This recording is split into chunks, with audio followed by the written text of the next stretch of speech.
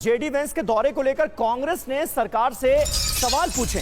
जयराम रमेश ने social media पर लिखा, डिपोर्टेशन और ट्रेड डील पर क्या चर्चा होगी? बायलैटरल ट्रेड लिबरलाइजेशन को लेकर भारत की चिंताओं से क्या प्रधानमंत्री नरेंद्र मोदी जेडी वेंस को अवगत कराएंगे? भारतीय छात्रों की चिंताओं से क्या उन्हें अवगत कराया जाएगा? ये कांग्रेस पार्टी की तरफ से सवाल पूछे गए।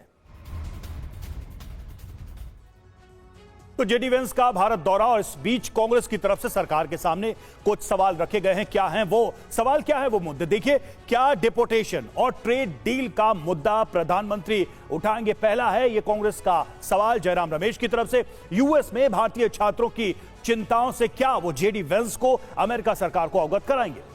जी हां, अमेरिका में भारतीय छात्रों के निर्वासन पर क्या बात होगी, ये सवाल पूछा गया है। जेडी वेंस से ग्लोबल वार्मिंग पर भारत की चिंता क्या वो जताएंगे? डब्ल्यूएचओ से अमेरिका के पीछे हटने पर भारत की चिंताओं से क्या उन्हें अवगत कराया जाएगा? द्विपक्षीय ट्रेड उदारीकरण को लेकर भारत की चिंताओं से क्या उन्हें वाकिफ कराया जाएगा? ये सारे सवाल कांग्रेस पार्टी की तरफ से पूछे गए हैं।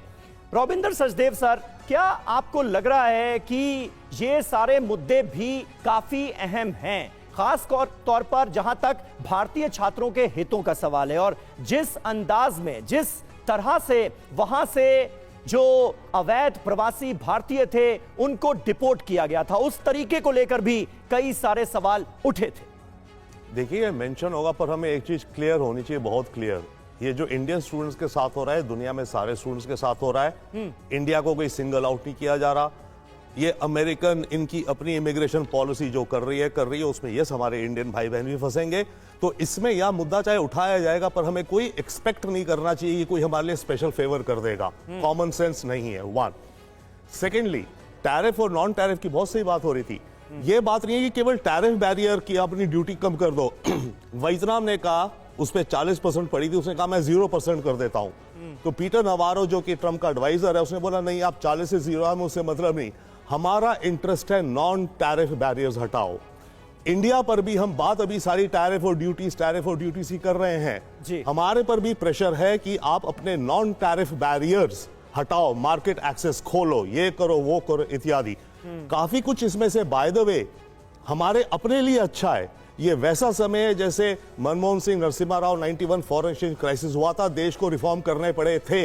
हमें भी इस समय अपने non tariff related domestic industry को फ्री अप करने के लिए रिफॉर्म्स करने पड़ेंगे। हालांकि हमारी खुद की कंपनीज उसको प्रोटेस्ट करेंगी क्योंकि उनका मार्केट शेयर कम होगा, वन। सेकेंडली, ताइवान की जो बात हो रही थी, by the way China, Taiwan के साथ एक और प्रॉब्लम हो गई। ठीक है सर।